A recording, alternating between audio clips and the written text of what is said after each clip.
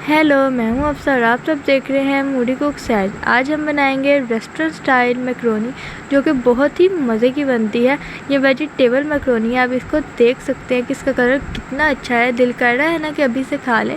आपको मैं अभी खाकर भी बताती हूँ। इसका टेस्ट बिल्कुल ऐसे था जैसे ये किसी रेस्टोरेंट से मंगवाई हो। तो आए हम इसको बनाना शुरू करते हैं। पतीली में ढेर सारा पानी लिया, उसके अंदर हमने 2 कप मैक्रोनी को ऐड किया है। पानी को बॉईल करके उसके अंदर कुकिंग ऑयल ऐड करना है और फिर इसको हमने बॉईल करना है। इसको ओवर कुक बिल्कुल भी नहीं करना। अब सबसे पहले एक कढ़ाई के अंदर 2 to 3 टेबलस्पून कुकिंग ऑयल लेंगे। इसके अंदर लहसुन अदरक का पेस्ट डालेंगे।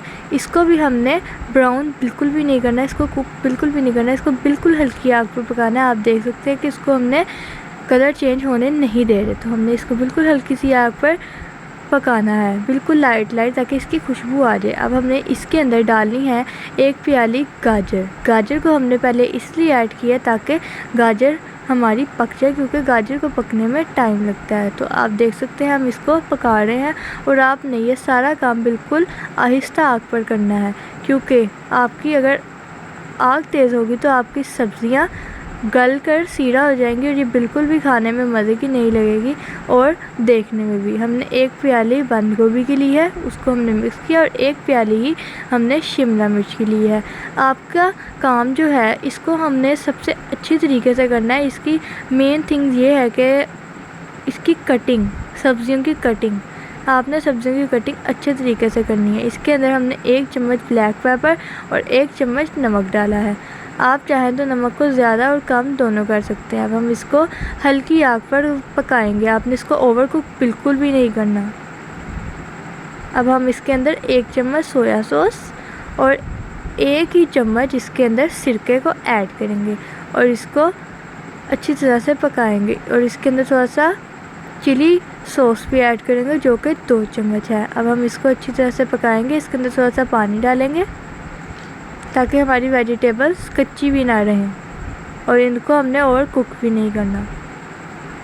अब आप देख सकते हैं इसका कलर कितना अच्छा लग रहा है और ये पकना स्टार्ट हो गया। अब हमने इसके अंदर अपनी मैक्रोनी को ऐड करना है।